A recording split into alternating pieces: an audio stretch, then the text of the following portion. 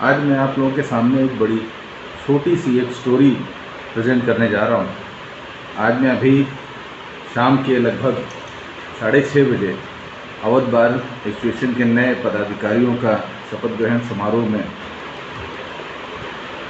मैं उपलब्ध था और वहाँ पर शपथ ग्रहण समारोह में शामिल होने के बाद में जब मैं वापस अपने घर की तरफ लौट रहा था, तभी एक बच्चे ने हल्का सा हाथ दिखाया।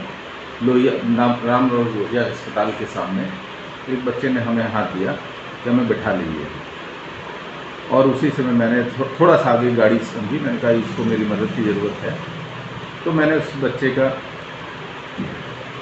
को अपनी लिफ्ट दे दी और उसको साथ में उससे फिर जानकारी करनी चाहिए कि उसको कहाँ जाना है। तो उसने ये बताया कि मुझे आलमबाग में किसी भी स्थान पर आप छोड़ दीजिए, मैं वहाँ पर उतर जाऊँगा और वहाँ से आलमबाग बस अड्डे में जा कर के मैं अपनी जगह की गाड़ी पकड़ लूँगा। मैंने कहा अच्छा। मैंने पूछा आपको जाना कहाँ है? तो बोला प्रतापगढ़ जाना है। मैंने कहा आलमबाग क्यों जा रहे हो? बोला भैया आलमबाग बस अड्डे तक पहुँच जाऊँगा मैं, तो वहाँ पर जब रात के 12 बज जाएगा उसके बाद भी वहाँ से ट्रक चलते हैं, ट्रक में किसी में भी लिफ्ट ले करके मैं प्रतापगढ़ चला जाऊँगा। मैंने कहा बेटा तुम आए किस काम के लिए थे यहाँ पर? तो उसने ये बताया कि मैं आज मेरा आँखों का ऑपरेशन चंडीगढ़ पीजीआई में हुआ है और उसके आँखों में टाँके लगे हुए हैं, जिससे उसको कायदे से दिखाई नहीं पड़ता है।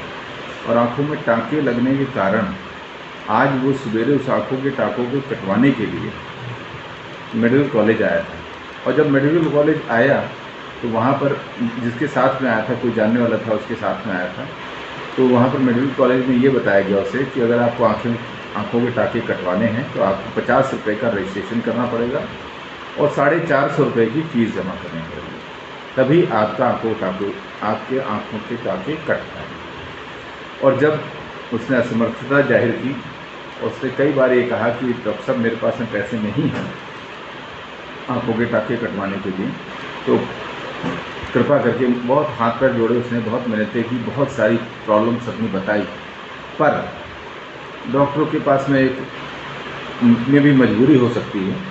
उन्होंने बोला कि भाई बिना 450 रुपये जमा करने के और 50 रुपये का रजिस्ट्रेशन बिना किए हम आपकी कोई मदद नहीं कर सकते। तो मैंने कहा बेटा जो साथ में गया था उसने क्या कहा आपको? तो उसने कहा वो भी मेरे को, उसके पास में पैसे नहीं थे, उसके पास में मजबूरी थी। उसने कहा बेटा अब तुम घर चले जाओ, प्रतापगढ़ चले जाओ और जब पैसे हो जाए तभी आकर के आँखों का टाँके कटवा। मैंने कहा इस आँखों में टाँके ना कटवाने से तुम्हें क्या प्रॉब्लम हो रही है? तो उसने ये बताया कि अगर आँखों के टाँके मेरे नहीं कटेंगे तो मुझे देखने में बहुत मुश्किल हो रही है, और मैंने जो चप्पलें पहनी हुई हैं उसमें भी अंकल मेरे 2-2 कांटे घुस गए हैं और मैं उन कांटों को भी निकाल नहीं पा रहा हूँ। जैसे ही चलता हूँ तो वो कांटे मेरे पैर में चुभते हैं, तो मैं उसको निकाल नहीं पा रहा हूँ। मेरे को अगर कायदे थोड़ा सा दिखाई पड़े कहीं धुंधली रोशनी में तो मैं एक एक करके कांटे निकालूँ। मेरे को बड़ा ही ख़राब लगा और मेरे को इस देश में अभी भी इस तरह की परेशानियां देख करके मुझे बड़ा दुख होता है कि आज भी देश में आयुष्मान कार्ड और न जाने क्या क्या चीज़ बनाई जाती हैं और सब कुछ हो रहा है, लेकिन एक 450 रुपये का फ़ीस और 50 रुपये की रजिस्ट्रेशन फ़ीस न देने के कारण एक आदमी आज भी आँखों के टाँके नहीं कटा पा रहा और कायदे से देख नहीं पा रहा। तो मैंने कहा कि बेटा ऐसा है कि और उसके बाद में मैंने जब उसकी दर्द भारी बातें ये सुनी कि वो ट्रक का इंतज़ार करेगा, बस से भी नहीं जा पाएगा क्योंकि उसके पास कोई पैसे नहीं है, खाली हाथ है, ट्रक का इंतज़ार करेगा और वो जो है ट्रक जब ट्रक निकलने के टाइम होगा तब वो हाथ देगा तो कोई एक ट्रक वाला उसको लिफ्ट दे देगा, उससे वो प्रतापगढ़ तक पहुँच जाएगा। बहुत दुख हुआ ये सुनकर, और जब दुख हुआ तो बड़ा ख़राब भी लगा। तो मेरी अंतरात्मा ने कहा कि नहीं मेरे को उसकी मदद करनी पड़ेगी। तो मैंने कहा बेटा ऐसा है, मैं तुम्हारी मदद कर देता हूँ, आप मत जाइए, लखनऊ से मत जाइए। आप लखनऊ में मेडिकल कॉलेज वापस से उसको छोड़ करके आए हैं, ये मेडिकल कॉलेज की जगह जहाँ पर उससे फ़ोटो ली है, लेकिन मैं किसी का उपहास नहीं करना चाहता हूँ, ना मैं ये कह सकता हूँ कि मैंने किस टाइप की मदद की। मैंने ऐसी मदद कर दी जिससे उसके आँखों की टाँके और बाकी कुछ खाने पीने के लिए उसका बंदोबस्त हो जाए। और प्लस मैंने ये भी कहा कि आप जो है जहाँ पर फ्री में खाना मिलता है, भोजन कहीं मिलता है, उनके पास चले जाइए, वहाँ पर फ्री में भोजन करिए और आँखों के टाँके कटवा के ही जाइए। जैसे जिस काम के लिए आप इतनी दूर से आए हो और नहीं कर पा रहे हो, नहीं हो पा रहा है, तो वो कार्य करके जाओ। और मैंने उसको अपना कार्ड दिया है, और जैसे ही वो उसके टाँके कटेंगे वो मेरे को कॉल करेगा, वो बताएगा कि उसके टाँके कट गए हैं।